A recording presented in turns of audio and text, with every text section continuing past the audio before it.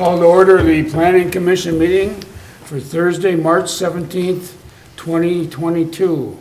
Please stand and join us in the Pledge of Allegiance. I pledge allegiance to the flag of the United States of America and to the republic for which it stands, one nation, under God, indivisible, with liberty and justice for all. Mr. Brown, will you please call the roll? Yes. Commissioner Knobloch. Here. Commissioner Heichel. Here. Commissioner Bradley. Not here. Commissioner Casey. Here. Commissioner Schmolke. Here. Commissioner Geisler. Here. And Chair Schwartz. Here. All right, our first order of business this evening is to adopt our agenda. So moved. Second. Motion by Geisler, second by Heichel. Any discussion or corrections, additions? Hearing none, all in favor? Aye. Opposed? And the agenda is adopted. Next, we have the approval of our minutes of our February 17th meeting. Chair Schwartz, Commissioner Schmolke. a motion to approve the minutes from the February 17th, 2022 Planning Commission meeting. Second. Motion by Schmolke, second by Casey. Any corrections or additions? Hearing none, all in favor? Aye. Opposed? And the minutes are approved. First order of business this evening is planning case 22-4, a site plan for a new warehouse building at 3745 Main Street. Mr. Brown. Yes, and good evening, Commissioners. You saw this item at your February meeting, at which time it was postponed to this meeting to allow the applicant some time to revise the building elevation. So I won't go into all of the details since we covered those at that time, but just a quick reminder, the site is roughly at the northwest corner of Round Lake Boulevard and Main Street. Includes about 29 or so acres of property owned by Vista Outdoor, also known as Federal Cartridge. They have a total of about 75 acres in the city of Coon Rapids. Most of their site manufacturing facility, of course, is just to the west of here in the city of Anoka. And also just a reminder, there is a related rezoning application to this site plan application covering the same area. It basically removes the North Star Business Park Overlay District from the underlying industrial zoning district at this location. The Commissioner considered that rezoning at its January meeting, recommended approval of that. The Council introduced the item in February and is going to formally consider, formal adoption of that at its next meeting on March 22nd. So you'll note that one of the recommended conditions of approval is that council rezoning action takes place. Another reminder, the North Star Business Park Overlay District does cover currently this site. The idea behind that was to eventually transition from the current vacant and storage uses of the property to some other uses, including commercial, office, research and development, hotel, and related uses in the long term. So removing that overlay district from the site would allow for industrial use of the subject site, but would still retain the overlay district for the balance of the site. And this master plan submitted by the applicant shows how the rest of that site could develop in the long term. Won't spend a lot of time on the site plan since the civil plans for this project have not changed.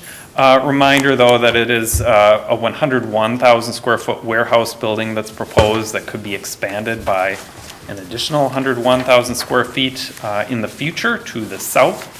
Dock doors are shown on the north and south elevations of the building. I know Commissioner Geisler at the last meeting you had inquired about the location of those dock doors and ensuring that they're not, in the front yard. As we look closer, we did conclude that the Round Lake Boulevard frontage, or the east lot line, actually constitutes the front yard for this property. Just the way it's obviously a very large site and roughly square, but as we looked into the dimensions, that was what we concluded. So staff at least is comfortable with the locations of the dock doors as shown. And here are the revised building elevations, and actually I'll go here quickly to what was originally proposed. So precast building, originally what was shown was 2 colors of precast, a darker gray and kind of a white exposed aggregate color. The roof line would only have been elevated at the corners of the building where that darker gray color is, and some stripes of gray panel elsewhere on the east and west elevations. But the revised elevation includes a number of changes. So it adds a color, kind of a buff color precast panel at the corners that would include a ribbed sort of texture on it. The sections of the white color of precast are broken up and staggered by an etched grid pattern on some of those, so it adds a little more interest and kind of articulates the facade a little bit. And the darker gray sections that correspond to the emergency exit doors have been widened a bit, and also the roof line has been elevated on those sections, so there's a little bit more variation in the roof line overall. And the applicant has also added has included some renderings just showing what the building might look like from Round Lake Boulevard, including those existing trees. I know that this shows deciduous trees, although I'm pretty sure they're really all evergreen trees. But just shows, how the height of the building would kind of appear in the context of those trees and that existing fence. So you can kind of see that there, that it wouldn't be particularly visible from Round Lake Boulevard. We do acknowledge that the building would be fairly visible from Main Street as someone is crossing over the overpass. So again, really the changes since you saw this last relate to those building elevations. Everything else, landscaping, the grading and utility plans have remained the same. Staff is recommending a handful of conditions of approval in addition to kind of our standard conditions. I mentioned that we'd ask you to condition approval on the approval of the rezoning application. And then finally, we've recommended a condition that relates to the current storage of semi-trailers on the site. We know that it's maybe a little bit questionable whether long-term parking of trailers there complies with our current code, and the applicant acknowledges obviously one of the reasons they're proposing this warehouse building is so they don't have to store materials in trailers any longer. So we did add a condition that any trailers parked on the site need to be in striped parking spaces or parked at dock doors. So I can answer any questions, and we have some representatives of the applicant here as well. Thank you, Mr. Brown. Commission, any questions from Mr. Brown? Chair Schwartz. Commissioner Knobloch? I have 2 questions. The one question is the storage of trailer that doesn't include explosives or non-warehouse material. Am I correct? We can ask the applicant to touch on that a little bit, but as far as I know, the types of materials that are currently stored in the trailers are, what they propose storing in this warehouse, including a lot of packaging material. Okay. And the second question I have is something that you can maybe clarify for me. It's in the sustainability comments for this, all of the requests and recommendations are comments, but under electric vehicle charging, as there are less than 15 parking spaces on the site, wiring for EV chargers is not necessary. Could you clarify for me? So if there are 16 parking spots, is it a requirement to have an EV charger? We do not have any requirements at present for EV chargers. We do, as you know, the addition of the sustainability comments is kind of a new thing at our site plan applications, just to get applicants thinking about that. And some of these recommendations are just based on, various kind of industry standards and general guidelines. So I believe that, larger parking lots, that's kind of a common guideline where, moving forward, it might be worth looking at EV Thank you for chargers. clarifying for that, because the wording made me concerned. So, thank you. Mr. Chair? Commissioner Heikle. I'm wondering, is there any number or guidelines on the number of trailers that can be stored in the future? Well, as what's shown right now, they're not really showing striped parking spaces for trailers and I can go back to the site plan here. Not really showing striped parking spaces other than what is shown at the dock doors. So really what's shown here, you know, I would say they could really only have trailers parked at those dock doors. If they came in, you know, if they came in with building plans and modified some of the paved areas a little bit from what is shown, they would certainly have the opportunity to add striped spaces for other vehicles. But as it stands right now, it would really be limited to the spaces at the dock doors. Chair Schwartz, I have one last question.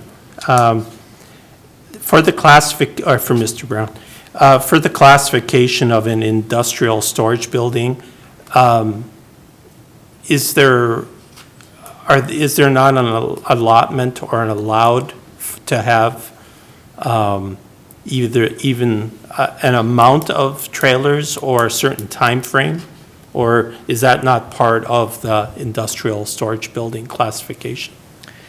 It's not addressed, it's not necessarily addressed in the zoning district. The zoning code does have some separate standards that are specific about where semi-trailers can be parked. And it basically states that they need to be either in the process of being loaded or unloaded, or parked at a dock door, or parked in a striped parking space that was Okay. shown on Thank you. approved plans.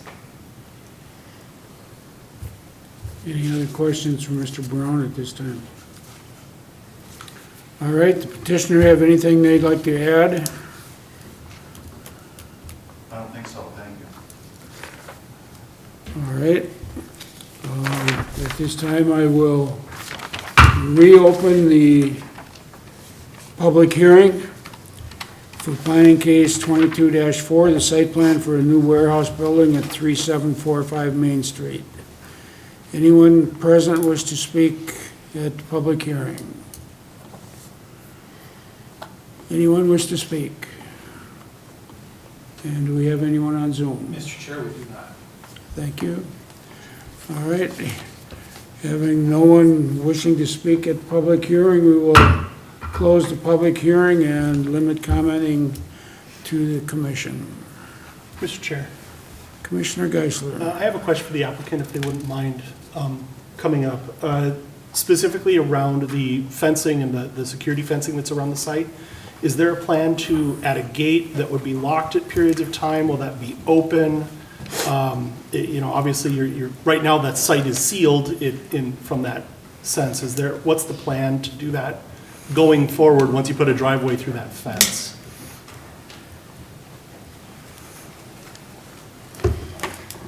John Williams, Opus, 10350 Bren Road West, Minnetonka. We will have gates, so there's a security entrance right when you come off of Round Lake Boulevard into the property.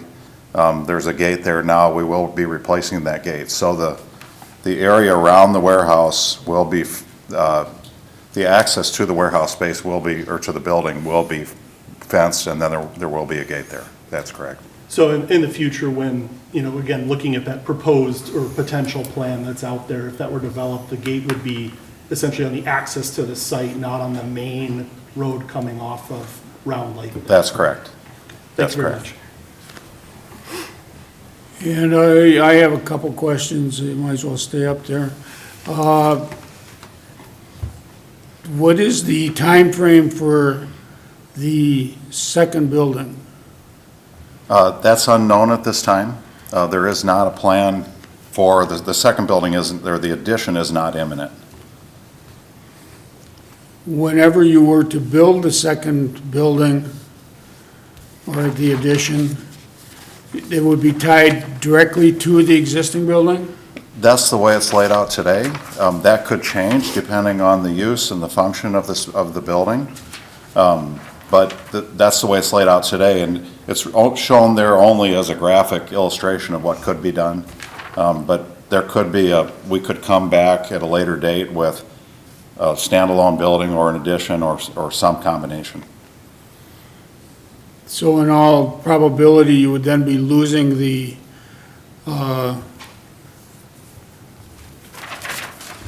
two loading docks on the south end of the building. If there was an addition built, then those loading docks would be eliminated, but there would probably be additional loading docks somewhere else on the building.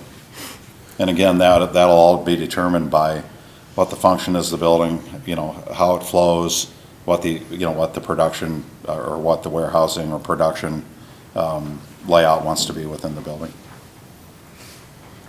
And then my next question is, looking at the south property line is, and looking at the drawing of the proposed future building, is that going directly up to, is that line that's there, is that a fence line, or is that the right setback line, or just what line is that that's in the drawing there? Yeah, Mr. Chair, Brady Besselman with Sambatech, civil engineering consultant and surveying consultant. That is an existing, I believe, overhead electric line. So there's some dashed lines further south from there that represents a building setback and then a parking setback. So you can see the proposed building would be well within the parking setback. Maybe there's some incidental utility relocations. That would all be figured out in the planning of the addition. So where in this drawing then is the actual current fence line? That is very near that darker line that you're seeing, assuming you're looking at C 3.01, the site plan. There's a dark line and then there's a lighter line that is a dash circle line type. That's the existing fence, so very near where you're looking. So yes, the fence, depends on how we handled that, but on the north side, we're using the building actually to replace the fence because that's secure. So the fence hits the building, stops, picks up again on the other side of the building. That may well be how we would approach the south line, but the south edge of the building is right along that fence line. And then finally, my last question deals with the north end of the building where the, for lack of a better term, the loading docks are. That's not screened in any way from the incoming road, is it? Yes or no? Yes, there are proposed trees in the green spaces, both on the northwest and northeast side, and existing trees also would remain in place on the northeast corner of that building. I don't know, Matt, if one of those perspectives gives a good view of that. It might be too far south, but Looking at 1.01,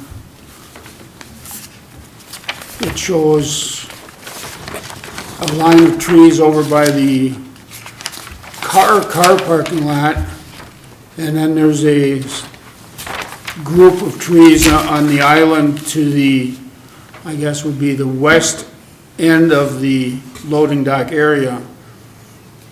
But I don't see where there's any trees that are actually blocking the north line of the driveway area. so I don't know, is the camera available?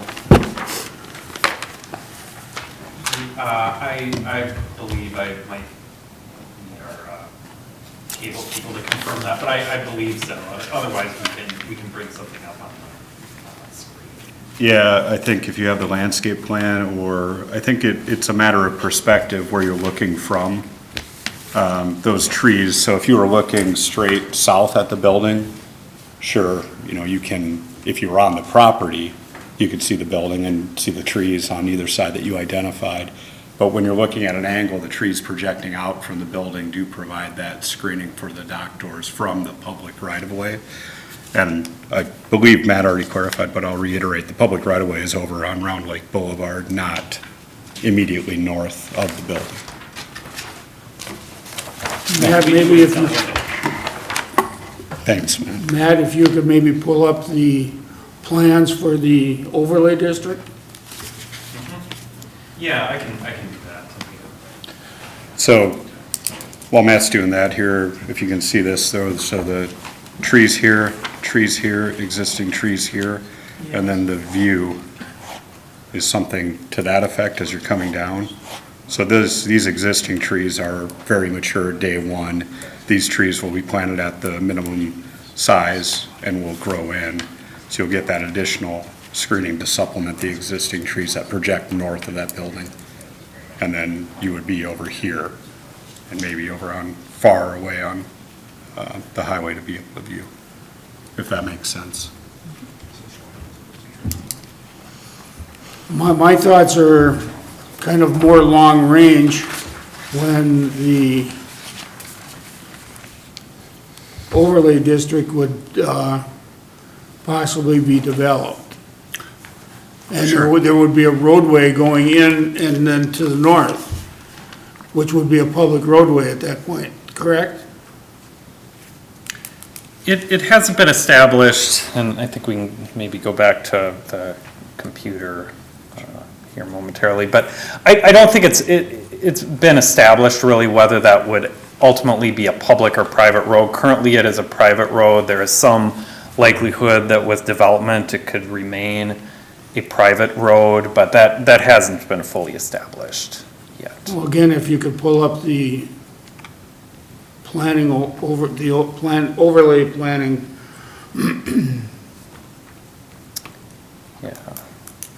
I don't know, Steve, if we could go back to the PowerPoint slides here. I can bring that up.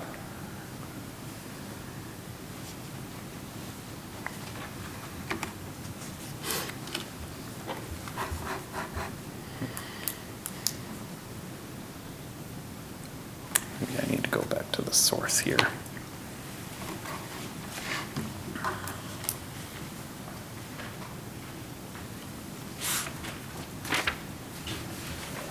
Okay, here we go. Sorry about that. All right, There is the master plan that was provided.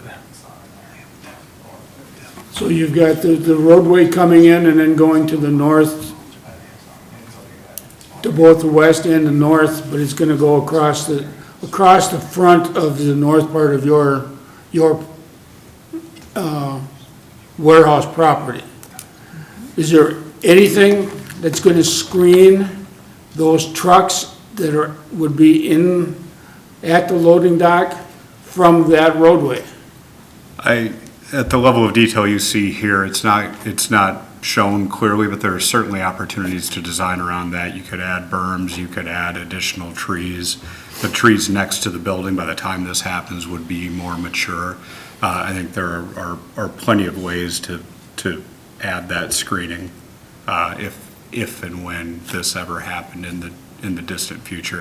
And I should clarify, as I understand it, Vista has no intent to part with their site. I understand you're looking at the potential eventuality, which is good, but we are talking in the very likely, very distant future. So we have the advantage of the trees planted for this project being mature at that time.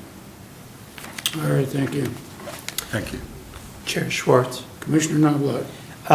As we're talking about the roads into this property, these aren't destined to be initially public roads. They're going to be initially private roads. Is that correct? Or I guess the question I should direct to Mr. Brown. That's right. The road, basically the extension of Riverdale Boulevard that intersects with Round Lake at the existing traffic signal, is currently a private road west of Round Lake Boulevard. It would stay a private road as part of this project, and it's really undetermined, longer term, if and when other portions of the site develop. That just hasn't been established. It could remain a private road, but, depending on the way the development would occur at, certainly, there could be public roads back there. Thank you. So future development dictates then further standards and requirements for making them public roads would be an issue at a later time. That's right. Okay, thank you. Mr. Chair. Commissioner Geisler. Mr. Brown, with regards to the striped parking spaces portion of this, if I remember, I think, doesn't the code really just seek improved surfaces for most of the parking, or is it different for semi-trailers and containers? Because I know we've got a lot of commercial spaces that have temporary storage of materials during remodels and things like that.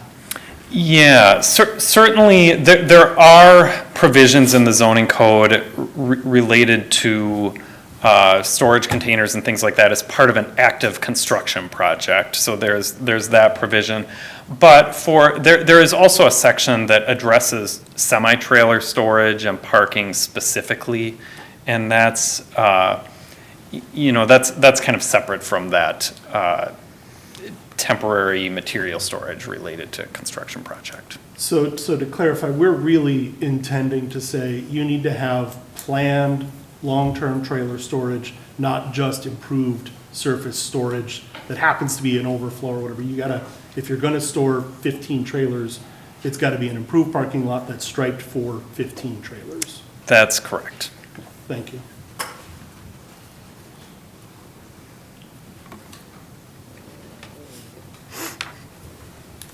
Any other comments, questions from the commission? Mr. Chair? Commissioner Schmolke. I'll just, with regard to the elevations, I really just wanted to comment, just a thank you to the Fisher for the changes that you made. You listened to our suggestions. You didn't stray away from your own vision of the architecture and the design that you were going for, but did add in a lot of nice features that I just wanted to call out. I thought they're really nice. Chair Schwartz. Commissioner Knobloch. Just want to say thank you to the Planning Commission and to the applicant for all the effort in applying for this project and following it through. And I think it's a good project that you're bringing to the community, and will provide all reasonable support and efforts to make it viable. So thank you. Mr. Chair, Commissioner Heikkila. I also will echo what has just been said, and using an old person's term, I'll say, thank you for gussying it up. It looks better. That is old. That is old. Mr. Chair, Commissioner Casey. with that said, I'll make a motion. In planning case 22-4, I move that we approve the proposed site plan with the following conditions. All engineering comments be addressed. Number 2, sustainability comments are addressed. Number 3, site security agreement be entered into with the city. Number 4, any semi-trailers parked on the site must be parked in striped parking spaces or at dock doors. And the last one, the rezoning application that corresponds to the site, which is planning case 22-3, is approved by the city council. Second. Motion by Casey, second by Schmolke. Any further discussion? Hearing none, all in favor? Aye. Opposed? Motion carries, and this is a decision by the Planning Commission and can be appealed to the City Council within 10 days, 10 business days if someone so chooses. Otherwise, good luck, and good luck with the council on next Tuesday.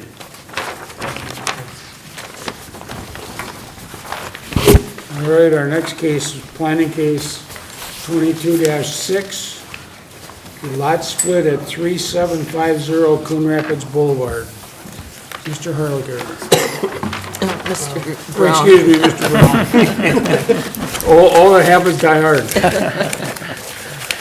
All right, thank you, Mr. Chair. This next case is a lot split for an existing office property. This is at the southeast corner of Round Lake Boulevard and Coon Rapids Boulevard.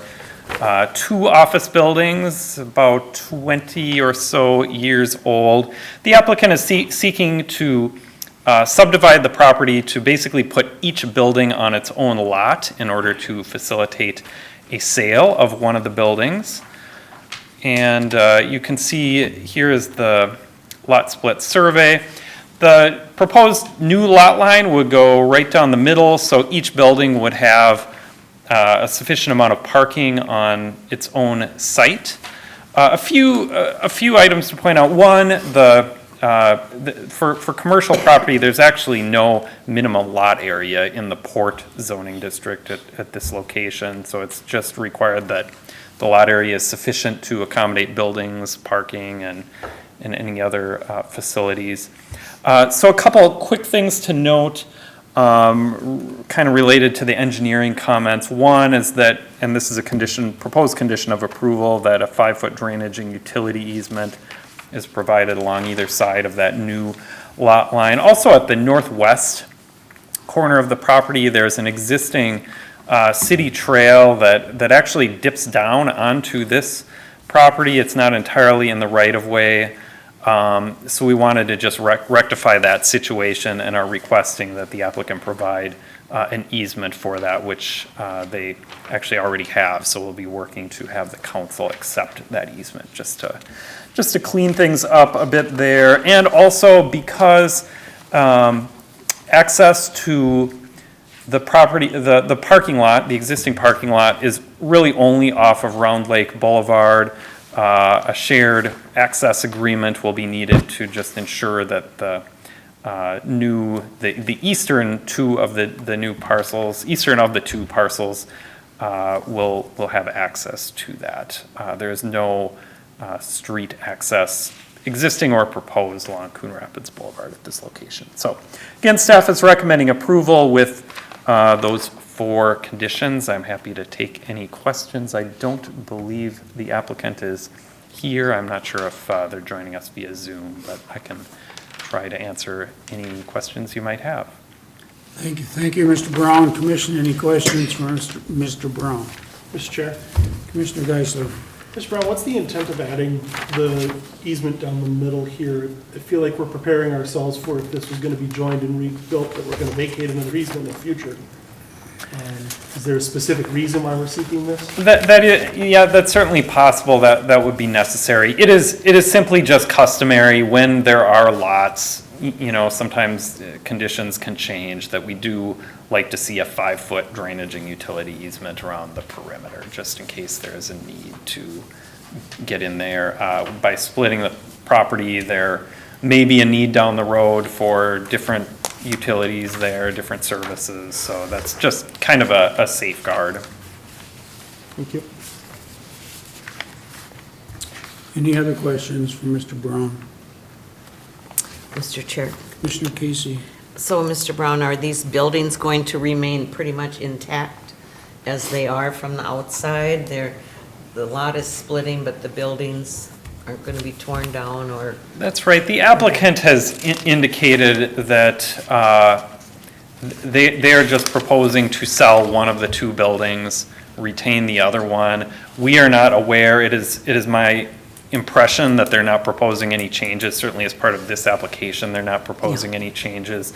Presumably, I believe one of the buildings is currently entirely vacant, so it is likely we'll see a new tenant in there and some work associated with that. But I'm currently not aware of any proposed exterior changes. Yeah, okay. Thank you. Any other questions? All right, at this time, I will open a public hearing in planning case 22-6, a lot split at 3750 Coon Rapids Boulevard. Anyone wish to speak at this public hearing? Anyone wish to speak at this public hearing? And anyone on Zoom? We do not for this item, Mr. Chair. Thank you. Having no one to speak, we will close the public hearing, limit comments to the commission.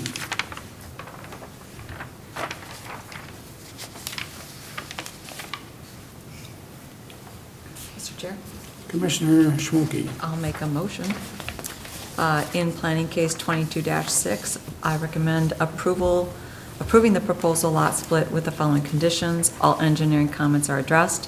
A 5-foot wide drainage and utility easement is proposed along both sides of the new interior lot line between the two proposed lots.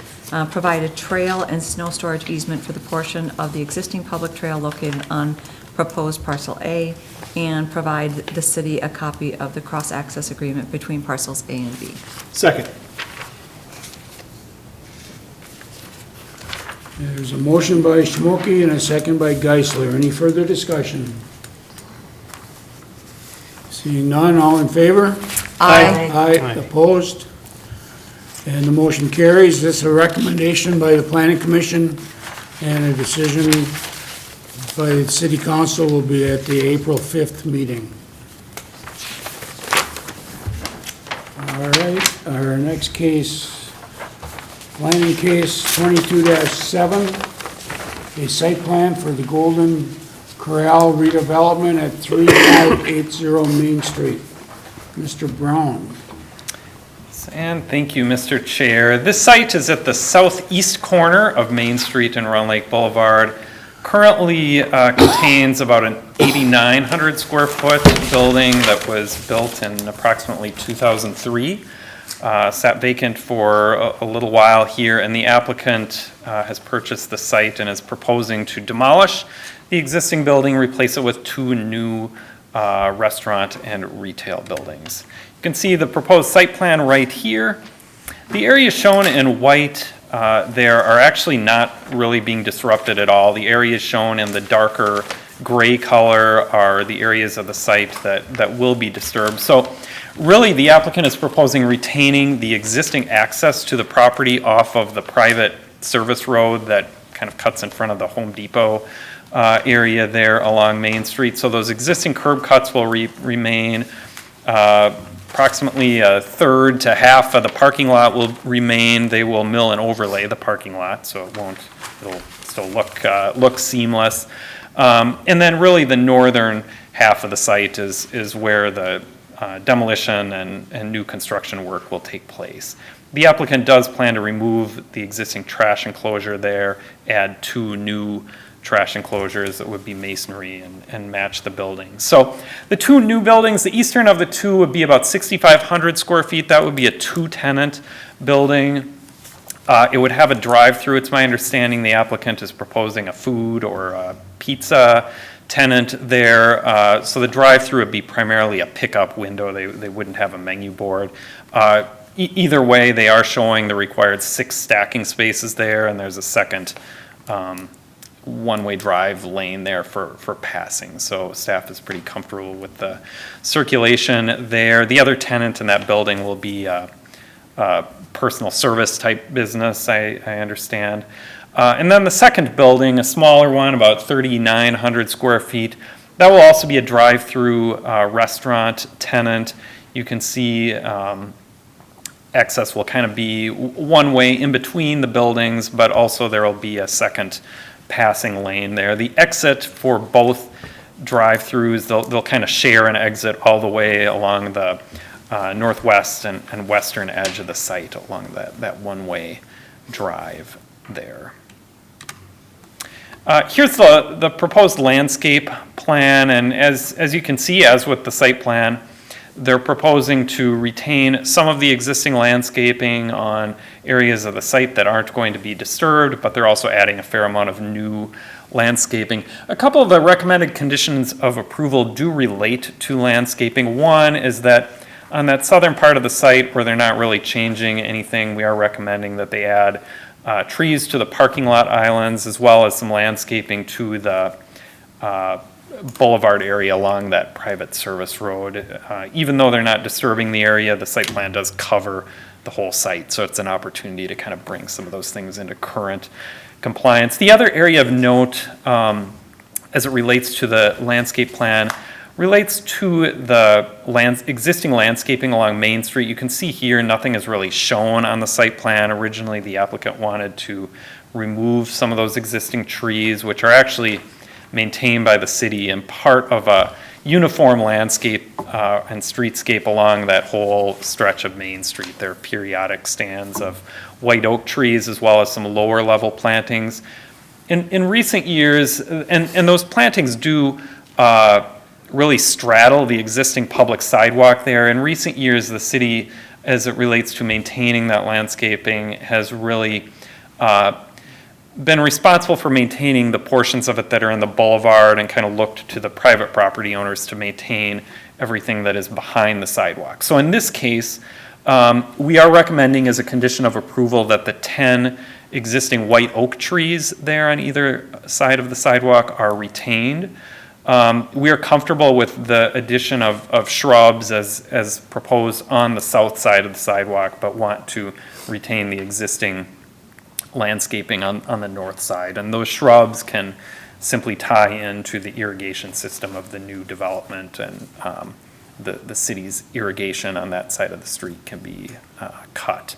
So we did add a couple conditions to clear up that situation. Also are recommending a condition that the applicant enter into a landscape maintenance agreement with the city. We have that for some of the other areas along this corridor where there is city-maintained landscaping that extends onto private property. In this case, we could not find that, so again, it's a good opportunity just to memorialize what the existing situation is there. There are also some questions, and we're still digging into this as part of the plat, related to the easement for the existing public sidewalk on that site. It's a little unclear what is in place. So we are recommending that as a condition of approval as well, that if there is, in fact, an issue with an easement there, or if it is non-existent in areas, that is provided as part of the approval.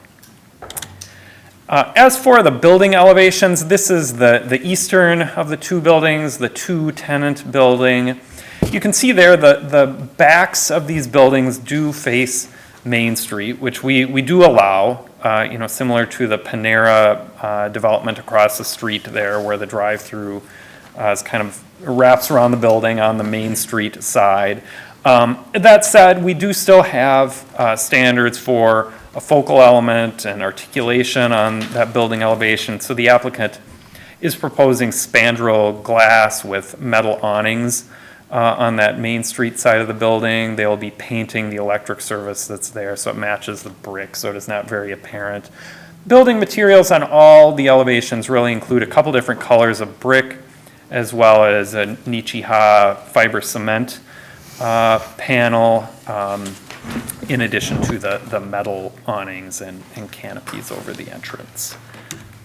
Elevations for the smaller of the two buildings, the western building, include some kind of similar materials, so some brick as well, some fiber cement panel, as well as an EIFS band at the top where the signage would be. The applicant is proposing facing Main Street a mural, so that will go toward providing that focal element that's visible from the public street. Again, as with the other building, the main entrance will be on the south elevation facing the parking lot. So I can take any questions. I know the applicant is here. I know they've brought some material samples as well. I might ask them to bring those up for you to view, and we can answer any questions. Thank you, Mr. Brown. Commission, any questions from Mr. Brown? Mr. Chair. Commissioner Casey? So, Mr. Brown, you talked about a mural. Tell me again where that's going to be envisioned. Yeah, that would be on the north side, or the side of the building facing Main Street, and that would be for the smaller of the two buildings, the western building. Okay, yeah, I didn't page far enough. I see it now. Chair Thank you. Schwartz? Oh, I'm sorry. Commissioner Casey, are you done? Commissioner Knobloch? Oh, thanks, Chair Schwartz. Question for Mr. Brown.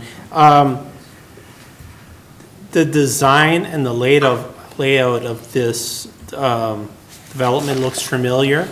Could you reference anything that is similar in our area or in surrounding areas to this development? Well, I guess I can't think offhand of examples where we have two drive-throughs like this in close proximity, I mean, that was certainly a reason we did look very carefully at the circulation and are comfortable with it, particularly with the passing lane there. I might ask the applicant, maybe they're familiar with, based on some other projects they've done with some similar ones, but I can't think of anything in Coon Rapids that's a whole lot like this one.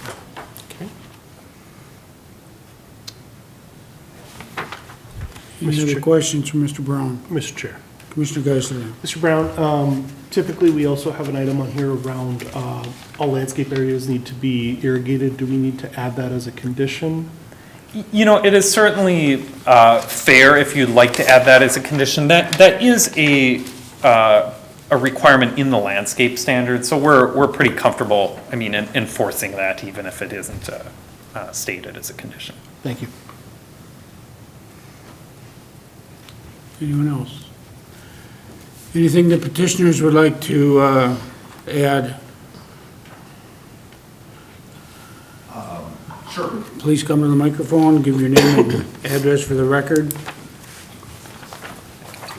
Mr. Chairman, members of the commission, thanks for allowing us to present our project this evening. My name is Trent Mayberry, and I'm with Toll Development Company. I've got my portfolio under there. Okay. Oh, I'm sorry. That's okay. And I've got my engineer on hand here to answer any questions, as well as my architect, Architectural Consortium, Kathy Anderson. She's on Zoom if anyone has any questions. But those are indeed the samples of the materials that we'll be using, all high-quality materials.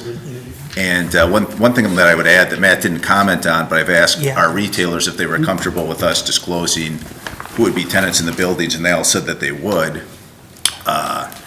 The smaller restaurant building would be Cafe Zupas, and we signed a lease with them this week. And the other food user on the east end cap would actually be Mod Pizza. And they're a new entrant to the market, but they are sort of a personal size pizza, like a punch pizza, if you will. And then in between the two would be a non-food user called Chapter. It's an aesthetic studio, so like getting rid of wrinkles, fighting aging that we all have to deal with at some point. So those would be our current planned tenant lineup right now. We have 2 leases signed and are about to finalize the third. One thing that Matt brought up that I would like to point out is the drive-through on the eastern end cap is a pickup only. So the pizza group, no one's going to be going there, ordering a pizza off a menu board and then waiting 20 minutes or 10 minutes for their pizza to be delivered. But they do want the convenience for their customers to be able to just order, pop in, pick it up, and then get back home. The drive-through for the Cafe Zupas will be a more traditional drive-through that you see like at Panera Breads, even Chipotle's now adding them. One thing that the pandemic, the last 3 years has taught us is that drive-throughs are something that every one of these restaurants wants these days, and they're becoming more and more apparent. But we've developed so many projects with drive-throughs and with these fast casual users. You brought up a good point of the circulation, and I would comment that that's a reason why we have bypass lanes. A lot of times we'll do developments with just a drive-through, we'll have enough stacking, we won't really have a bypass lane. But here we wanted to make sure that everything functions properly, which is why we've made sure that both tenants have a bypass lane and both tenants have their own access to their own drive-through. So we're confident, based upon how much we've developed, that this will flow and function properly, because if it doesn't, we're the first guys that get calls from our tenants, and we want customers to the project to be happy. We want our retailers to be happy, and we're here and happy to answer any questions that you might have about the project. What was the name of the pizza place again? It's called Mod Pizza, M-O-D, and I've got a couple of samples here. I thought. I did, I did wear green pants, that's why I didn't remember the pizza. So that is the Nichiha, it's like a wood panel, but made of fiber or cement, and the other two are paint colors, so they're not exactly EIFS. The texture will obviously be different than that, but that gives you an idea of the color, so it'll match the brick and the masonry. And as far as Mod Pizza, do they have any locations currently in the metro area? They don't, but I can tell you they're negotiating with a bunch of landlords just like myself around the Twin Cities, so they'll have more popping up. We hope that Coon Rapids is the first. We're in the race right now for one other group, but we'll either be first or second. And then the other tenant you said was who again? 3 tenants. One is Cafe Zupas, Yeah. and that's I don't know if you've been to one of those, but it's a close competitor of a Panera Bread. And the other is Chapter Aesthetic Studio. So I can read off what they provide, but it's basically stuff to prevent, tackle aging and beautify somebody's external appearance. And as far as on your driveway across the north line, property line, is there gonna be anything that's gonna prevent, anything in the design that's gonna prevent them from driving down between the buildings? Coming out? Great question. There will be. We'll put 2 do not enter signs on each side of the drive lanes. Yeah, we don't want that happening. The head-on collision is something we definitely try to avoid. But other than signage, anything like a raised curved curbing or whatever you have, is that can be raised at all, or anything that would kind of deter, since not everybody pays attention to signs? You know what? I think I might invite my civil engineer, Clark, up, and he can maybe address that and talk about a couple ideas. Sure, Clark Lohr here with Laux, Consulting Civil Engineers. So your comment about, making sure the traffic flows and maybe having a raised median, I understand the intent of that, but I think from snowplow perspectives and the way that this needs to function, we really can't introduce that in between those buildings. We will add some painted striping on the pavement to help direct traffic in that flow, stop bars and yield signs and that sort of thing to move traffic in and around the building in that westerly and then southerly fashion. All right, thank you. Mr. Chair. Commissioner Geisler. Mr. Mayberry, just a question for you on that glazed brick. Yes. That you had there. How does that do with sunlight and color retention? That's a very good question. I can't answer that. I don't know, but I have Kathy Anderson on Zoom. She might like to chime in on that. Just asking from a dark color perspective, those are always subject to change with a little UV. Right. Good evening. The glazed brick, that's a product that's been around for a long time. It's been used on accents and on all different sorts of architectural buildings. The glazing that's on it is pretty heavy duty, and that does not allow, for fading or any discolorations through the years. Excellent. Thank you very much. And then, if I may, as a second, I would love to make sure that we have really good flow signage here, because even if everybody goes in well, coming out of this site, as you try to flow out, getting to those 2 driveways, I don't know if you want bi-directional traffic in either driveway too, so I will echo the chair's questions about how are we going to keep the flow of the site going. I think we've seen the flow challenges around the Wells Fargo site where that recent building was added in. It's a very tight site. I would be very interested to understand where and how you're gonna sign just into the site as well as around the buildings and then out of the site. We definitely plan to have directional signage. I mean, that's important, and I think what we would do is start out where it's most intuitive, like at the start of the project, directing people to the various drive lanes, and then some of this we adjust after the fact too. If we notice a problem, then we know where to address it, but to plan for everything right from the beginning is a little bit tricky, but we definitely will have some wayfinding signage, and I don't think we have all of that locked down yet, though, do we? No, we don't. I know that the Mod Pizza, they're going to have, I can't read that text, a cross arm that's, elevated, there would be like a height restriction bar that helps to indicate the traffic flow. we're going to have the order ahead lane on the east side of Zupa's, and then the pickup lane on the west side, and that's going to be demarked with signage. And then as you exit the site, that angular 45-degree parking, it's a visual cue to, let people know that, you're not going to want to take a right turn into that traffic. As far as egress and access into the site, both of those are two-way full accesses. We don't see that as a conflict point because traffic is going to queue all along the right side and into those drive-through lanes. So everybody will be able to exit cleanly out of there. And if there is traffic, queued up in one of the drive-through lanes, they can always come back out the other drive-through egress. So it's nice having those two access points.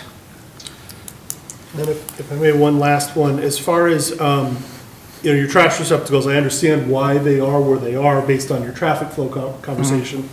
That's quite a ways for your tenants to be hauling their trash. Are they comfortable with where those are at? And It's a very good question, and actually it's specified by them. It's funny, no matter what project you develop, nobody wants trash anywhere near them. So it's like, especially if you're a restaurant, you would think, yeah, you would want it right next door so you can have the employees go out, empty the trash cans, but they have outdoor patios, they have people going through the drive-through.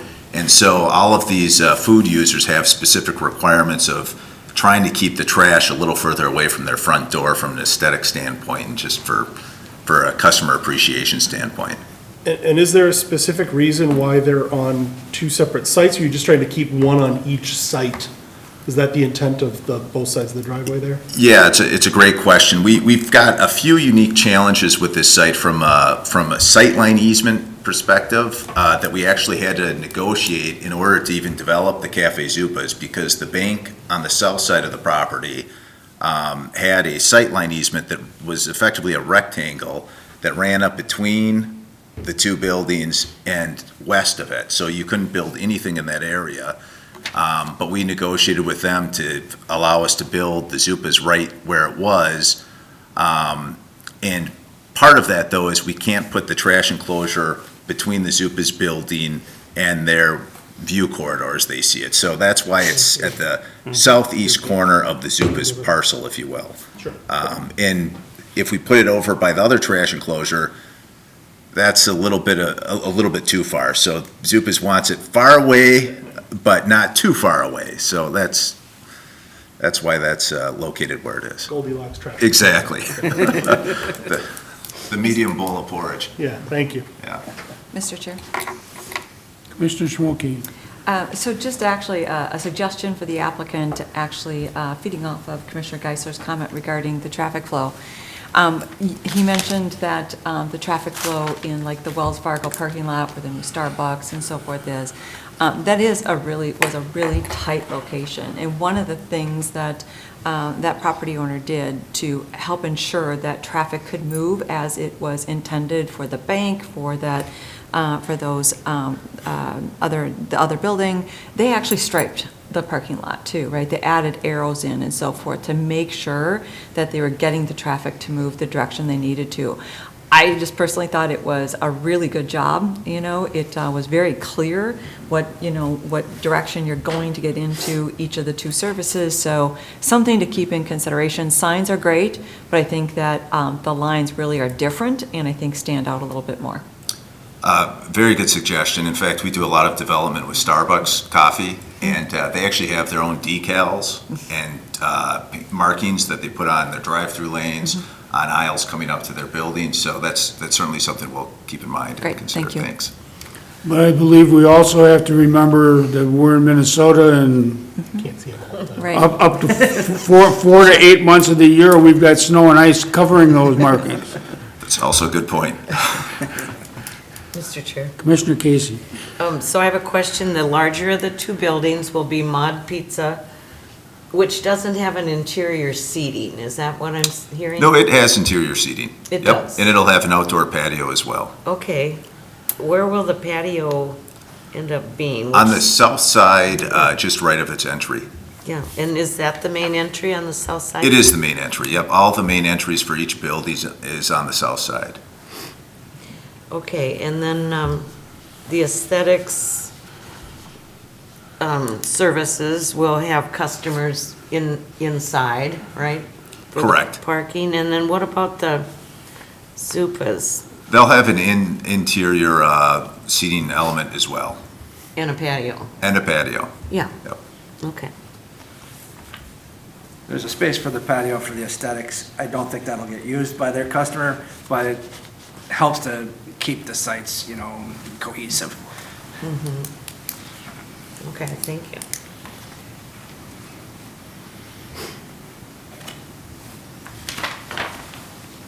Any other questions for the petitioner before we have a public hearing? Mr. Chair, Commissioner Heikle? I don't, maybe it's in here, and I just, oh, no, it isn't here. We always talk about bike racks. Yeah, they're listed. I see it's in there. All right, we may have more for you later. Okay. Thank you. All right, at this time, I will open a public hearing in planning case 22-7, a site plan for Golden Corral redevelopment at 3580 Main Street. Anyone wish to speak to this public hearing? Anyone wish to speak to this public hearing? And do we have anyone on Zoom? We have no one else on Zoom, Mr. Chair. Thank you. All right, this time I will then close the public hearing and limit comments to the commission. Chair Schwartz? Commissioner Knobloch. I like this project. It's taken into consideration. It's a challenging project, but as we know, anything that is challenging tends to be worthwhile with the right effort and development. And taking into consideration the flow and the location of this property, I think it's a very good development to bring forth a piece of property that's been stagnant on a very high traffic, high visibility location. So I think this, once being positive that this goes forward, people will slowly see the flow of the traffic. It'll be a learning process since it's a newer style project, but I think it's worthwhile for this project to go forward and make Coon Rapids #1 in this type of project development, so. Mr. Chair, Commissioner Casey. and I will kind of just add on to that. I think it's pretty exciting to have a couple new vendors in town that I really haven't seen elsewhere. So I think they'll be welcome, certainly, and frequented. So let's hope the traffic flow is good. Thank you. Mr. Chair, Commissioner Heikle. I'm wondering, is any discussion needed regarding the patio area? How large is the patio area, and are there tables and chairs and?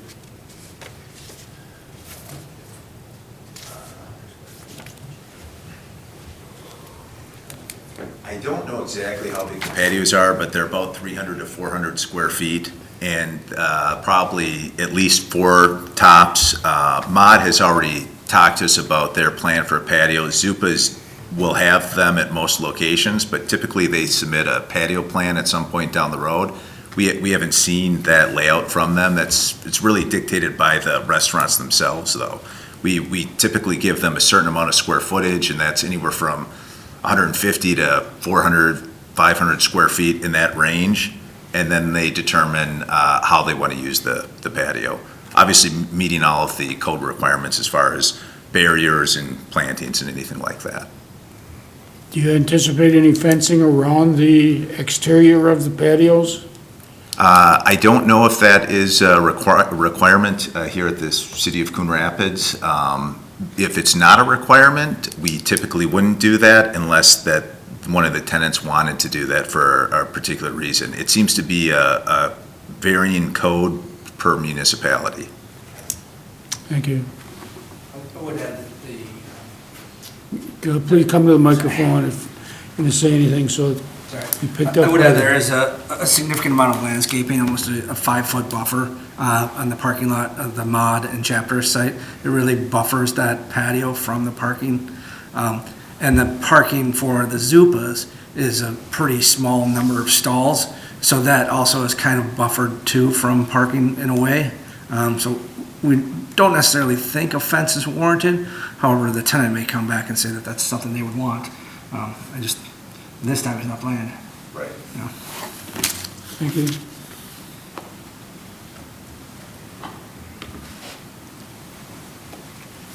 Anything else from the commission?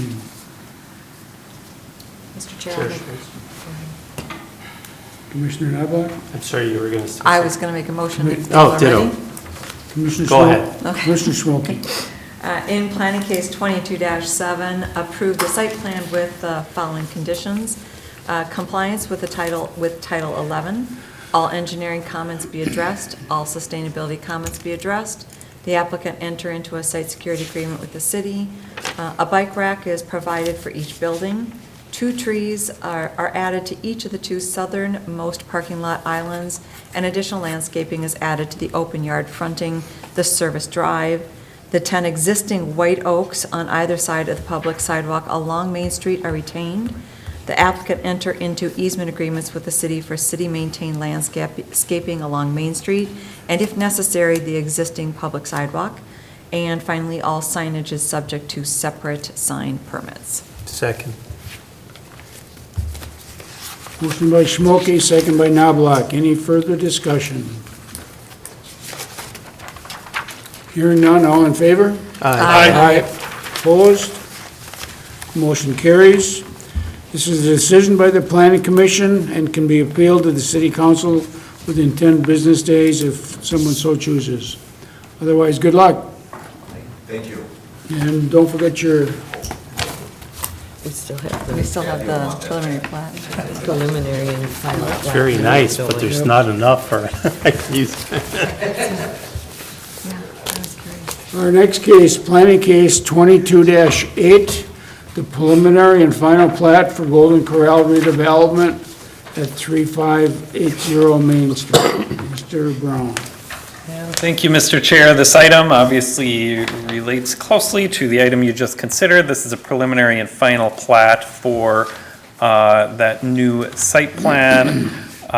Since there are 2 new buildings proposed on the site, the applicant is proposing to replat so that each building is on its own lot. There'll be a lot kind of goes through the middle of the parking lot there. So a few conditions of approval, obviously our standard engineering comments condition. Also a condition that comments from the Anoka County Highway Department are addressed. We did, typically we receive those a little earlier in the process, did receive those yesterday. There isn't obviously a need for additional right-of-way or anything at this time. They did bring up that sidewalk easement as well, so that's why we just left that condition in there just to clear those things up. And then we did add one of the same conditions that's in the site plan related to the landscape maintenance agreement and sidewalk easement. And then finally, since there is shared access and cross-access here, we're just requesting that they provide those cross-access agreements for staff review. So I can take any questions, and obviously the applicant is still here.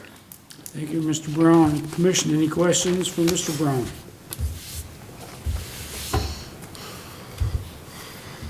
Hearing none, is there anything the petitioner needs to, or would like to add on this case? There isn't. Thank you. All right, we will open a public hearing in planning case 22-8. Preliminary and final plat for the Golden Corral redevelopment at 3580 Main Street. Anyone wish to speak to this public hearing? Anyone wish to speak to the public hearing? In Zoom?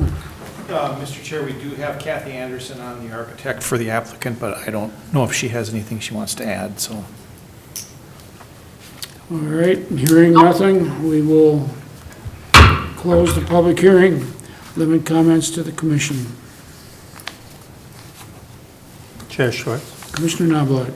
If other commissioners have no further questions, I'd like to make a motion. In planning case 22-8, recommend approval of the preliminary and final plat with the following conditions. 1, all engineering comments be addressed. 2, all Anoka County Highway Department comments are addressed. 3, the applicant enter into easement agreements with the city for city-maintained landscaping along Main Street, and if necessary, the existing public sidewalk. And number 4, and finally, provide a copy of shared access and cross-access agreements for staff review. Second. Motion by Knobloch, second by Schmolke. Any further discussion? Hearing none, all in favor? Aye. Opposed? And that motion carries. This is a recommendation by the Planning Commission and a decision by the City Council at their April 5th meeting. Good luck. Thank you very much. I hope none of you picked Iowa today in the tournament, but I made that mistake. All right, under other business, we have an update on the Mississippi River Corridor Critical Area Model Ordinance Adoption. Big mouthful. Go ahead, Mr. Brown. No, fast. Mr. Cornelius. Yeah, I'll Mr. cover Cornelius. this one. Mr. Brown will also provide supplementary comments and be available for questions as well.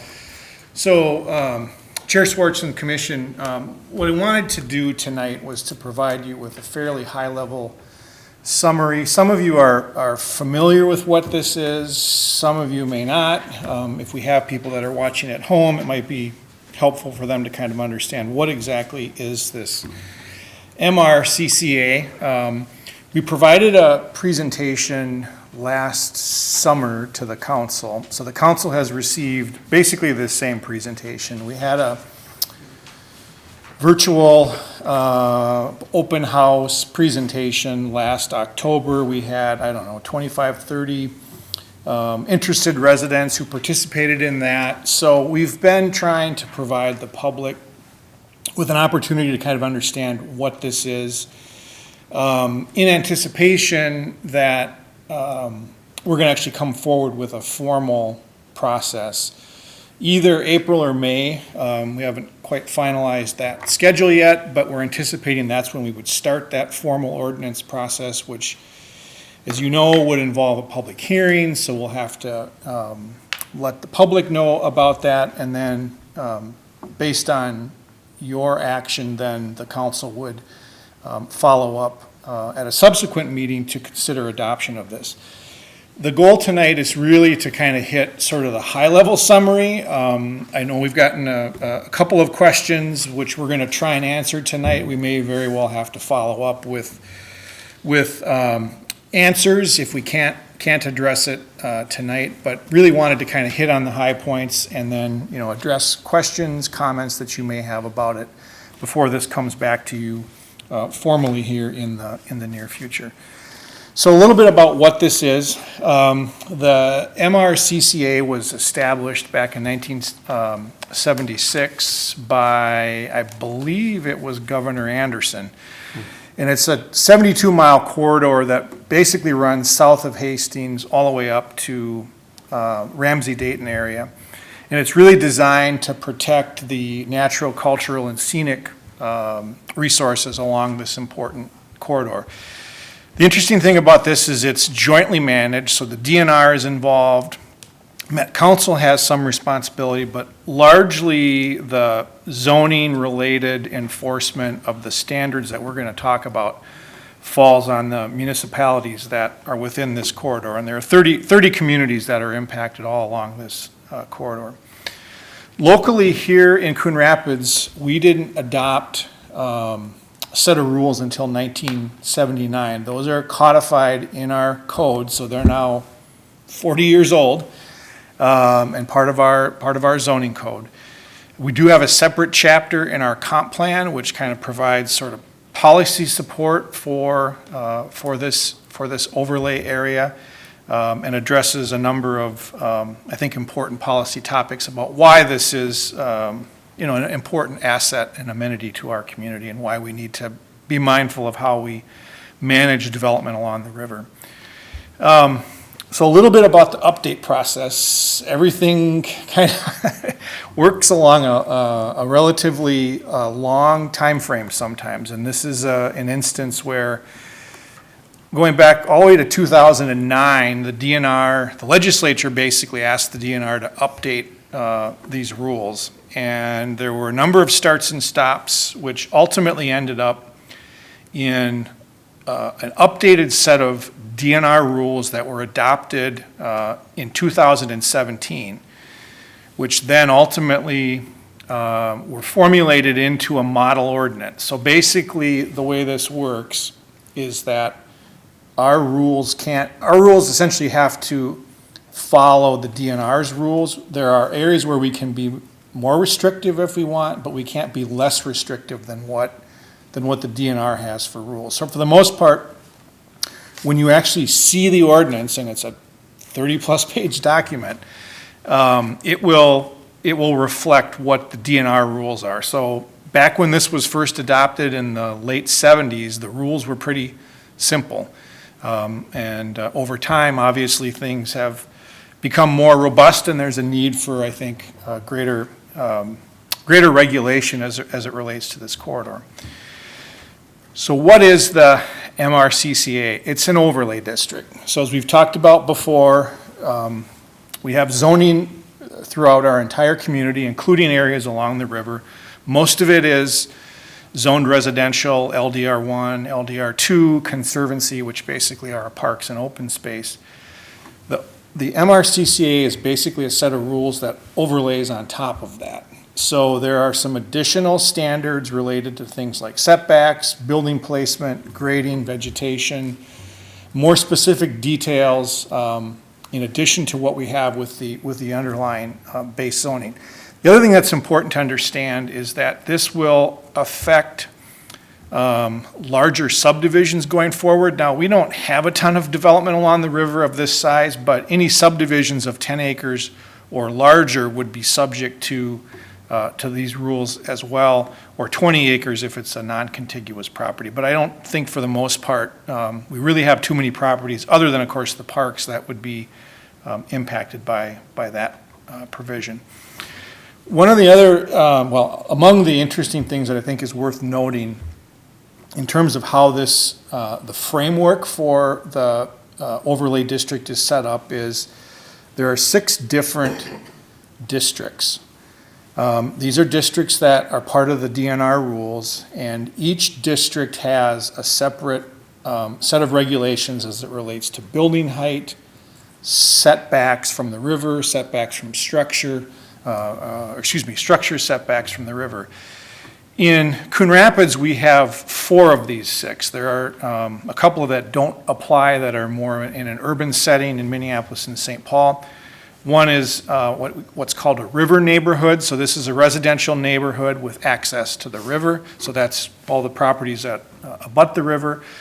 We have districts that are called separated from the river. So these are basically neighborhoods that don't have visible access to the river, but are nearby. A third district is river towns and crossings. The one district that we have with this designation in Coon Rapids is the Anoka Ramsey Community College campus. And then the 4th category is rural and open space, which are the large tracts of undeveloped land, parks and open space. So that's Coon Rapids Regional Dam is really covered by that. This is a map that shows the entire overlay district and then those 4 different districts that I mentioned. So as you can see, the predominant river district, district type is the river neighborhood classification. We have the area around the college, which has the river towns and crossing, and then you can see the areas a little farther south where we have the rural open space, and then some of the separated from the river neighborhoods. Those are those areas in kind of that darker orange color. So key provisions. that are worth noting. So based on our current rules that we have, there really are no changes in setbacks. The setback requirements that apply today will essentially be the same setback requirements for the most part. There are a couple of exceptions, but for the most part, it's the same set of rules. Building height doesn't really change either, so that's worth noting. I mentioned the 6 different district types. I've obviously kind of crossed off, if you will, the 2 types that don't really apply here in Coon Rapids. But you can see, for example, with the different districts, what those building heights are. They generally are 35 feet or 48 feet in the river, town, and crossing classification. You can see what the structure setbacks are. Again, those range by district anywhere from 75 feet to 200 feet. And then bluff setbacks, which are typically 40 feet in most of our districts, but in the rural and open space district, it's 100 feet. Some new concepts that are important to understand. So in our current code, we do define a bluff. However, under the new code, there's, I think, a more prescriptive definition, if you will, of what a bluff will, what constitutes a bluff along the river. So there's really kind of 2 classifications. Under our current code, a bluff is really considered any area with a slope of 12%. Under the new code, there's sort of two examples. One is a slope rising 25 feet in height over 25 feet of horizontal distance, which equates to an 18% grade. So something that matches that or is greater is considered a bluff. The second definition, and I should just point out in this illustration, so there's also something called a bluff impact zone. So that basically is that area that is the bluff. That's the area between these 2 blue lines. And then 20 feet on either side of the toe of the bluff, which is at the bottom, and then the top of the bluff. That's considered the bluff impact zone. We'll talk a little bit about what that means, because that's a new term that doesn't exist in our current code. There's also another bluff definition, which really relates to steeper slopes. So that's a slope rising 10 feet in height for a 10-foot horizontal distance, which equates to a 75% grade. So that would also constitute a bluff. All of this, as I note here, is really relevant as we start to talk about structure setbacks and what kinds of things you can have in these different zones, particularly the bluff impact zone. There's another zone that I'll talk about in a moment, but this is really kind of a key concept to understanding how this is going to be regulated going forward.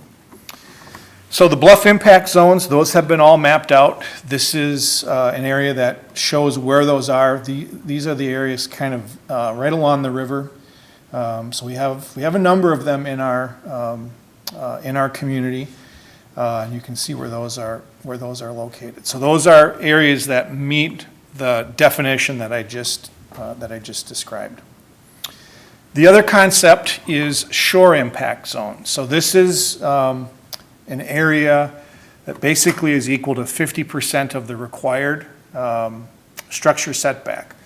And so this is from the ordinary high water line, which is basically the riverbank, landward towards the home, towards the accessory structure. So it's 50% of that structure setback is a shore impact zone. This is the area that's closest to the water. And this is a map that shows where those shore impact zones are. And as you can see, we have basically running the entire length of the corridor, we have shore impact zones that we'll have to deal with.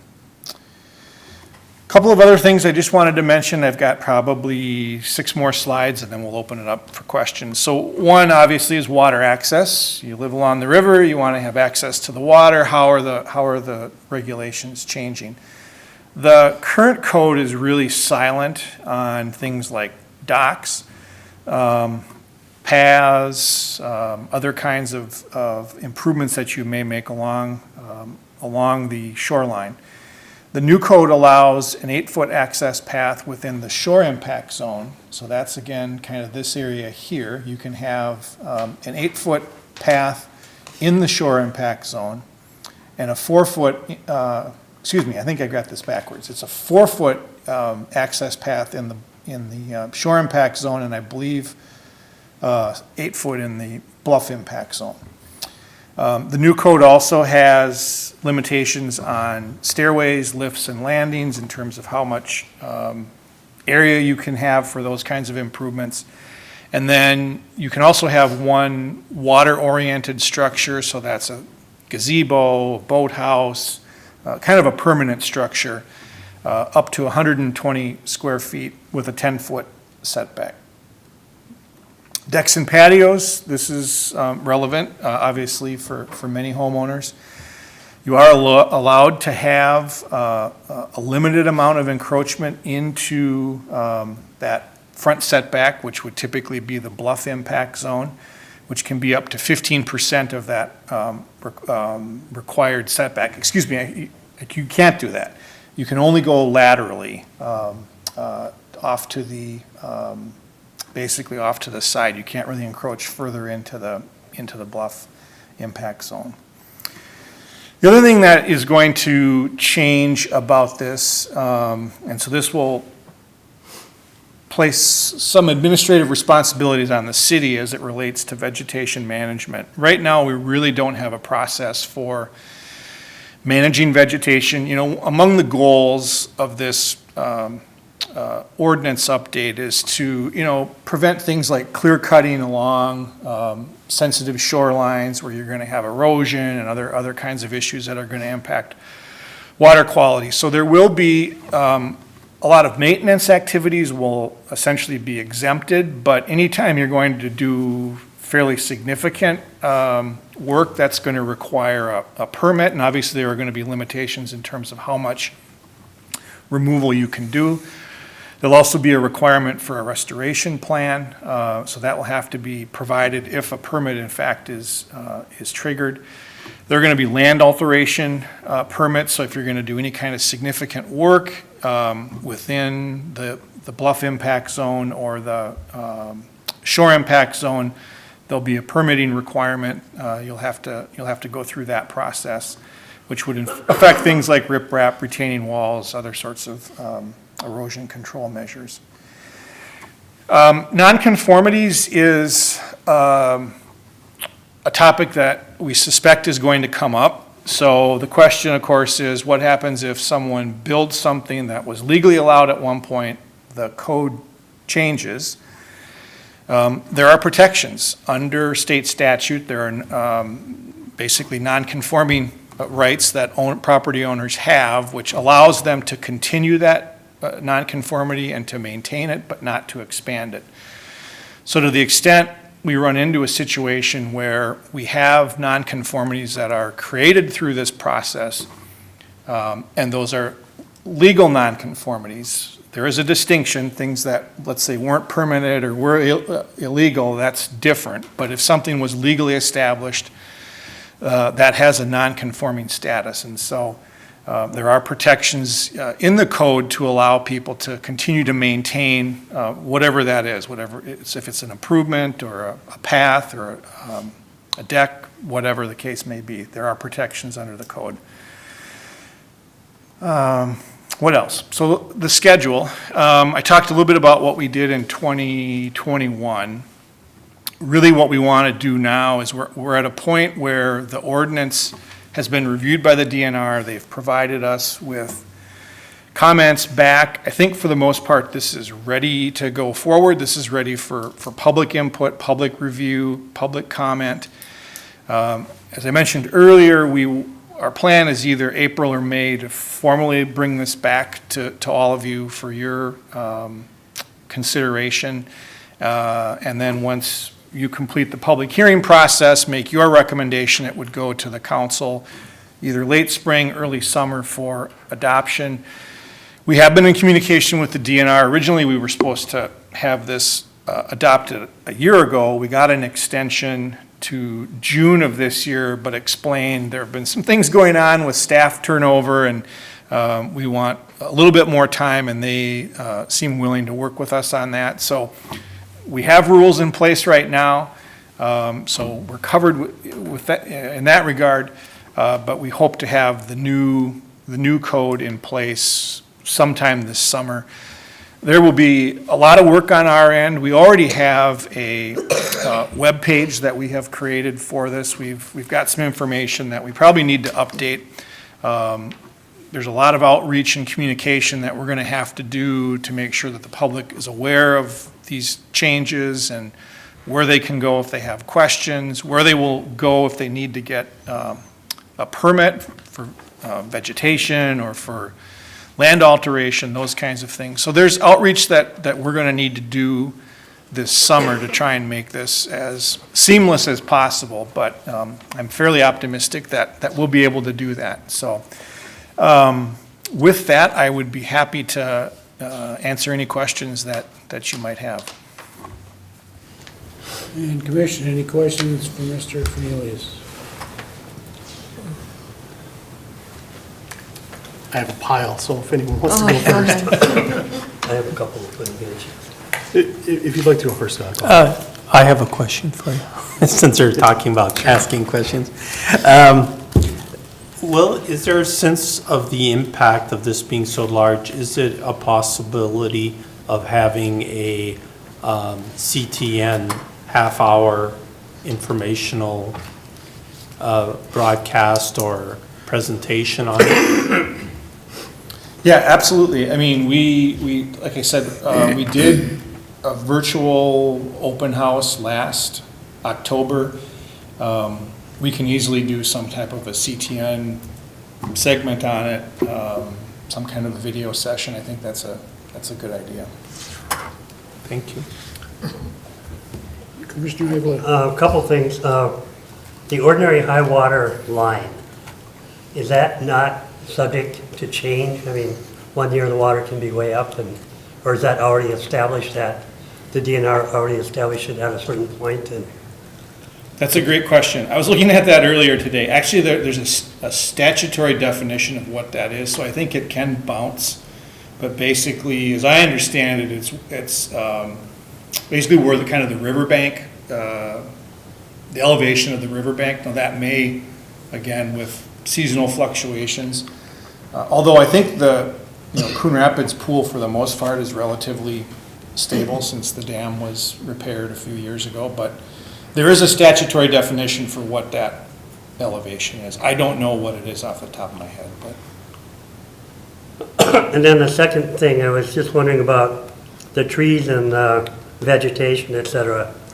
If somebody modifies that, cuts down a bunch of trees, does that get monitored by the city or by the DNR? The city will be responsible for vegetation permits. So we'll issue those permits. If it reaches a threshold where it would trigger a permit, they would come to the city to do that. Now, if they're going to be doing, other kinds of work, riprap, other sorts of things that would trigger a DNR permit, then they'd have to go to the DNR for that. So, and there is some place where they would come to the city and you would say, no, you have to go to the DNR, or? Right. I mean, we would work with people as they contacted us, as they had questions about what it is they want to do, and we can explain what the permitting requirements would be based on the scope of work. Okay.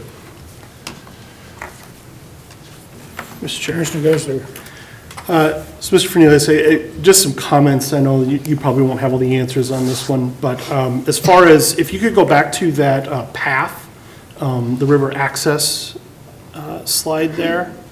So looking at the guidance packet there, it is actually 4 foot in the bluff impact zone and 8 foot in the shore, at least is matching that. Okay. One of the other changes that's in here is temporary storage of docks, boats, and other equipment during the winter months is prohibited in the bluff impact zone, but is allowed in the shore. So one of the unintended consequences here is we're almost going to ban docks and boat lifts in the bluff impact zone, because you will not be able to get your boat lift up a 4 foot path when that boat lift is 8 feet wide. It creates a challenge for folks who have been doing that for a long time. A lot of folks have maybe a cleared or level, or it's not quite a steep spot where they pull it up into that zone where they don't carry it all the way up their 20-foot cliff. That's going to be that's a material change in how people will live their lives as far as the river access goes. That's pretty significant. It's a little bit like saying you can only have a 4-foot wide driveway, but you can't park on the street. So it does create a challenge with existing use and plan, like just, we're not giving them a path forward other than you have to pay somebody to take it down the river to a spot where they can take it out and then bring it and deliver it in your front yard, or something like that. That's pretty burdensome as far as this goes, and doesn't really move forward the intent of maintaining the scenic look and the erosion control and the vegetation management, what the DNR is looking for. One of the other pieces that's there, obviously a 4-foot wide path. One of the new common designs is with basically large boulder landscaping to create kind of a switchback design that is, the Army Corps has been very happy of. They're well designed, they meet the vegetation requirements. They effectively further the intent of what they're trying to do to manage erosion control. Many of those are wider than 4 feet. For the purpose of moving water-based materials up and down the bluff to get them out of the area during the winter. So the thing that I find challenging here is that there is not a whole lot of flexibility like we see in our other places in our code. And I understand that this is the DNR's stuff that's coming to us. But there's no way to allow for somebody to continue to do what they've been doing for 40 plus years in the exact same way that is non-detrimental to the intent of this ordinance. So I've got some concerns on that. One of the other pieces that I find concerning is that under the vegetation permits, bulk removal of invasive species requires a permit. So the buckthorn poles down in the park are now going to need to be permitted. That seems like we're adding barriers to doing the thing that the DNR wants us to do, which is adding cost and adding barriers to that. That seems troublesome to me and kind of, again, counter to our goals. And then, yeah, as far as, there are some minor pieces here around what can and can't be done that materially change what happens on about half of the river lots. I'm really struggling with how we do this in a way that also still goes back to allowing people to do what they need to do to maintain their river lots and their shorelines in a way that moves forward the ecological health of the river, that moves forward the aesthetics of it. Many of the bluff spaces that are unimproved are essentially scrubland and have invasive species in them, but these projects cost $50,000 to $100,000. Nobody's doing them willy-nilly. They're expensive to do and they're done well with intent. This is almost going to make it harder to do the thing we want them to do in certain cases. So I do think that we need to get some good public feedback around this. We need to make sure that all those river homes understand what they're at. There's also some spots where there's an indication of significant foliage area that is non-contiguous with the river. So basically people's front yards along Mississippi Boulevard that aren't connected to the river, they would need to go get a vegetation permit to put in a new driveway to connect to Mississippi Boulevard because it's considered a dense vegetation area. Again, per the ordinance. Again, not really moving forward the intent, which is to say, don't cut down all your vegetation and lose all your dirt into the river. So there's quite a few unintended consequences, and those are just the things that I've pulled out so far. And as far as what the shore impact zone, bluff impact zone, and how those are aligned, I'd love to be able to see how we're going to handle that designation. On my property alone, the bluff impact zone actually follows my property line halfway into my backyard, but isn't really the river bluff. So I would question why that designation bubbles in there. There's a couple spots further downriver from me where it actually, the bluff impact zone is somebody's house. It actually goes through the principal structure, which was fine with setbacks previously. So while I get it, there's got to be a mechanical discussion, this becomes almost a parcel by parcel conversation, because each one's a little different, and each one has different needs. Because where I'm at, the bluff is less steep than it is 3 houses down from me, and 10 houses the other way is a completely different story. It's not like we're talking about acres upon acres of the same problem. So I am all for the intent of what this is trying to do, but there are some practical hard numbers in here that I think will get in the way of what we want to accomplish and encouraging citizens to do what we want them to do with the land in a proper and sustainable and ecological sense. So there's a lot there. Thank you. There is, and if I can just comment, I did get a copy of your email, Commissioner Geisler, so Matt and I had a little bit of an opportunity to talk, but I think we'd like to probably spend a little more time on it, because I think you raised some very interesting points. What I'll just say kind of philosophically from an enforcement standpoint, how we generally approach things. This is a daily challenge in community development. We are always enforcing and interpreting the code, and we're balancing what the letter of the code says, what the spirit of the and intent of the code is, and what the practical realities are. And it is an imperfect process, and I would anticipate that that's probably going to happen here as well.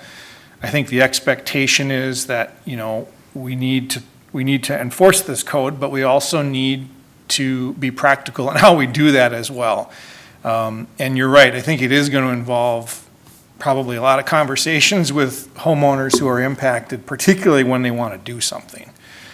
And it's the situation that we're in, and I think the only thing that we can try and do is really make an intentional effort about how we communicate and how we keep the public apprised of what these impacts are, and make sure that they have the resources that they need when they're making those decisions, so that we can be helpful. I anticipate we're going to run into situations where people aren't going to be able to do what they want to do. That's probably going to come up, but I think we can and need to be thoughtful about how we do this, and so I appreciate the comments that you provided, and we'll certainly spend some more time on that. Chair Schwartz. Commissioner Knobloch. Yeah, I have just one question for Mr. Fernelius. This area covers 72 miles and 30 communities, as you've said. Could you reference a sample or a baseline? I have the utmost confidence in our planning commission and community development and the staff here. So I liked hearing the communication and the input and the efforts that are going to be going forward to provide all the information to the citizens of Coon Rapids. But do you have any input as to these 30 other communities, how they're dealing with such critical issues as Commissioner Geisler has brought up? Not on these specific issues, but keep in mind, these requirements, for the most part, apply up and down the corridor. So it's going to be, for the most part, with the exception in I think the urban core, the standards are a little bit different, but the same standards are going to apply to a property across the river in Champlin or Brooklyn Park or Fridley as it will in Coon Rapids. The last time I checked, I think Minneapolis and St. Paul are the only communities that have actually updated that. This is probably a couple months ago. All the other suburbs are trying to work through this process because it takes time, and that's the biggest challenge, is informing and educating the public about what this means. People who live on the river are probably familiar with the rules.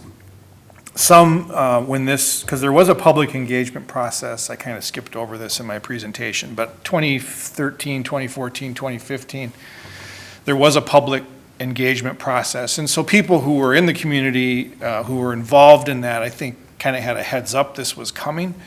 But properties turn over, there are new residents who aren't familiar with those rules. So, this is going to be an ongoing responsibility that we're going to have to deal with. Thank you. Mr. Chairman. Commissioner Geisler. And if I may, I really, one of the things that I want to highlight here is that a lot of the properties along the river in Coon Rapids are were built between the mid-50s and the 70s, or thereabouts. Many of them and their shoreline retention and their shore facilities, if you want to call them that, are due for a revamp and are due for an enhancement if they haven't been done so already, but due to the material cost, it takes a long time for folks to get ready to do that. So, that's where my concern comes in, is when I'm looking at, retaining walls that may have fallen into disrepair or are close to, but then, in order to fix them would require basically a significant change to how they work, because how they did work doesn't work anymore. It puts you you're no longer repairing, you're changing.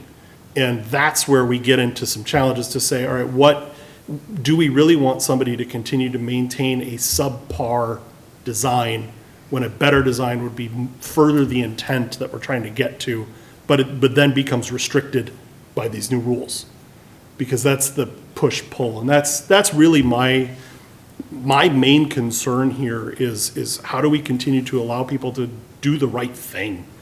And I do think, I would love to see every shoreline improved in such a way so we stop. I mean, there are properties that have lost feet over the last 20 years into the river due to poor shoreline retention. I think that's a problem. We should be looking at it. But if we make it harder for people to do that, and if they can't use their shoreline because the improvements make it impossible for them to use their shoreline, they're not going to improve the shoreline. They're not going to do what we want. So that's really the thrust where I'm at. I do think that what they're trying to do here, and why, I'm sure that there are reasons why they don't want 20-foot wide paths down in Minneapolis to the river. It makes a lot of sense in a lot of places, but again, every community is a little different. You go north of 169, there are a lot fewer homes that have direct frontage on the river, and it changes all up and down that corridor of how, is it residential, is it commercial, is it what? And each of those have their different needs. So I just wanted to clarify that a little bit. Thank you. Is that it? Mr. Chair? Grant, do you anticipate there's going to be a crush or a rush of people trying to modify or change before all these things go into effect? I don't know. As Commissioner Geisler mentioned, some of these things are pretty expensive. So I don't know if people are going to be motivated to do that. Some of these things, for example, shoreline restoration, retaining walls, riprap. There is a process right now that you need a permit anyway, so I think we're kind of covered. But yeah, I do think that obviously some of these things are going to impact how people can use their property.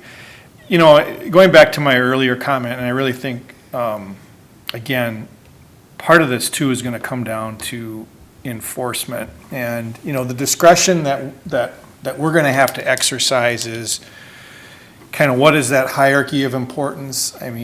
Life safety things that affect public health, public safety, something that's leading to, environmental degradation, erosion, those kinds of things are going to be priorities that I think we're going to have to deal with. But in situations where something may not technically comply with the code, but it's not striking one of those thresholds, not that we can't take enforcement, but I don't know that that's a super high priority for us. So, I think that's the balance that we're going to have to try and strike. All right, thank you. Is there anything else from anyone?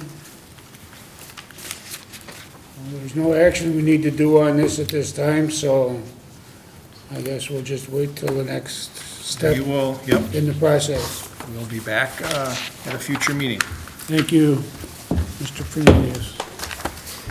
Our next item under other business is the 2021 Community Development Annual Report. And thank you, Mr. Chair. The commission has simply asked, well, actually, no action is really requested. We just wanted to provide you with the annual report. It's something we've prepared for a number of years that has primarily been considered by the city council, but just wanted to share with you some of the other things our department has been working on over the past year, other than just planning cases. Thank you. Question I have referenced the attendance page. Commissioner Heichel is listed as being withdrawn at the January meeting. Is that because he didn't feel well, or? Mr. Chair, Commissioner Heichel and I had had a conversation about that and kind of a funny moment. No, you were in attendance at that meeting. That's just a typo. I don't know why that's there. So we did, I think I went in and fixed it in the document that we have. So in this report, it has that error, but the official document's been corrected. So you were in attendance that night and not withdrawn. All right, thank you. Then I'd like to point out that we had 4 members of our commission that had perfect attendance. And if I had gold stars, I'd hand out gold stars to Commissioner Geisler, Commissioner Heikkila, Commissioner Knobloch, and Commissioner Schmolke. Congratulations. Mr. Chair, if I can just maybe tack on to that comment. I did make some remarks to the council when this report was presented to them as well. And one of the things that I did acknowledge is I want to acknowledge the work that all of you do. You are an important part of what's in this community development report. You're involved in many of those projects. You donate a lot of time, or volunteer a lot of time, I should say. Do a lot of homework, come prepared. I know sometimes there's disagreement and robust debate on things, but that's the process, and I think that's what makes for a better end product. And just as the staff level, for myself, for Matt, for others, we appreciate the time and the input that you provide in the process. I know the council does too, so I just want to acknowledge that. Thank you very much. Thank you.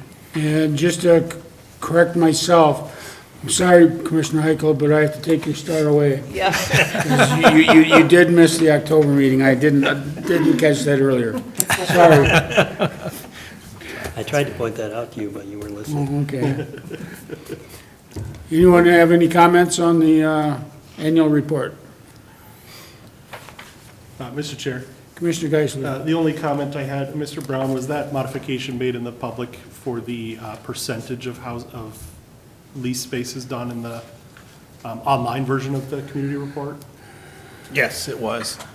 That was taken care of. Okay, thank you. In this case, just what I'm referencing is page 10, there was a growth in rental housing, and the percentages were not carried to percentages, they were decimals. That was all, but